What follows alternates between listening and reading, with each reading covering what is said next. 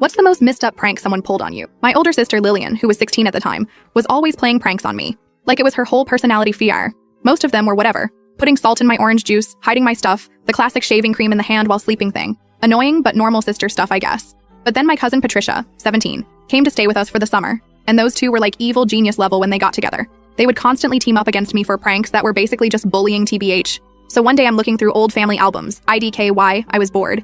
And I noticed something weird. There weren't any baby pics of me before like 18 months old. Just nothing. Which was strange. BC, my parents documented everything with my sister. First smile, first bath, first whatever. I asked Lillian about it and she got this weird look on her face. She was like, "Oh, you don't know?"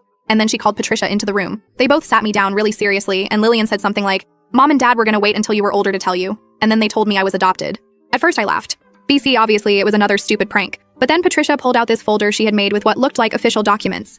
They had taken real papers from my parents' office and photoshopped stuff to make it look like adoption paperwork. They even had a fake birth certificate with a different mom's name. I started freaking out a little, but still didn't fully believe them. That's when Lillian showed me pictures of my mom from when she was supposedly pregnant with me. But looking at the dates and her stomach size, things didn't add up. They had done their research for this prank. Then the worst part, they had this whole story about how my real mom was some teenager who couldn't keep me, and they said that's why I looked different from everyone in the family, which was already a sore spot for me because everyone else has blue eyes, and I have brown. They said that's why Mom and Dad always favored Lillian, which, TBH, sometimes felt true when I was that age. I completely broke down, like full-on hyperventilating crying. I locked myself in the bathroom for hours. I remember staring in the mirror trying to see if I looked like my parents at all. I was literally having an identity crisis at 12 years old. My parents came home and found me still crying. When they figured out what happened, they were furious. Like I had never seen my dad that angry. Mom was crying too. They grounded Lillian for the entire summer and sent Patricia home the next day. But the damage was done. I spent weeks questioning everything. I would ask my mom these really sad questions like, "Did you pick me because you felt sorry for me?" And, "Do you wish you had a real daughter instead?"